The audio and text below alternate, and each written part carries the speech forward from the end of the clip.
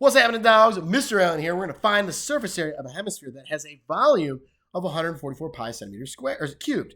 Well, first off, what's a hemisphere? It's half a sphere. What does it actually look like, though? Well, that's just going to be like a kind of a dome-looking thing. And then I do a slight curve there to kind of show the curvature of the base right there, like it's sitting flat, right? And then I've got my center with a radius popping out, okay? So that's my hemisphere. It's half a sphere. It's not that great. Whatever. All right. So that one has a volume of 144 pi centimeters cubed, but I want the surface area. Well, let's talk about our two formulas first. So the volume formula, well, if 4 pi r cubed over 3 is a sphere, then 2 pi r cubed over 3, that's the volume of the hemisphere. Surface area, though, surface area is going to be, well, 4 pi r squared is the surface area of a sphere. So then would it be 2 pi r squared? Well, if I said 2 pi r squared, that's just the curved outer part. But when I create this hemisphere, I get this circle base in the bottom.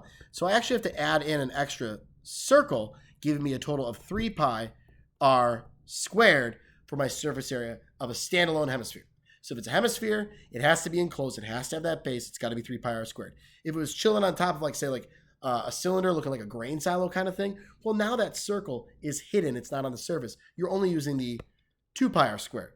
But for the total, it's 3 pi r squared. Okay, so what do we need here? Both of these formulas rely on the radius. Sounds like I need to get my radius, right?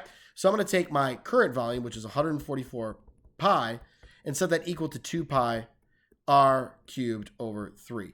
First thing I'll do is multiply by 3 on both sides, and I'm going to end up with 432 pi equals 2 pi r cubed. I'm going to divide by 2 pi on both sides.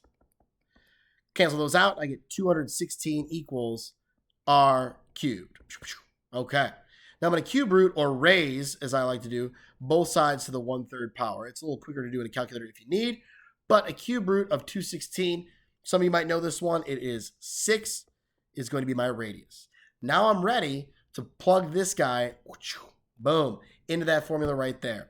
So I'm going to have 3 pi times my radius of 6 squared, getting ahead of myself, getting antsy. That's going to be 36 times 3, which is 108 pi, and we're looking at centimeters, and what are they going to be? It's surface area.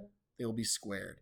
There is my surface area of that beautiful, beautiful hemisphere that I really honestly poorly drew. All right, whatever. That was awesome and fantastic. America, freedom, rock and roll. Costco, Riverdog, Jenny on the ground. You guys have a great day. See you later.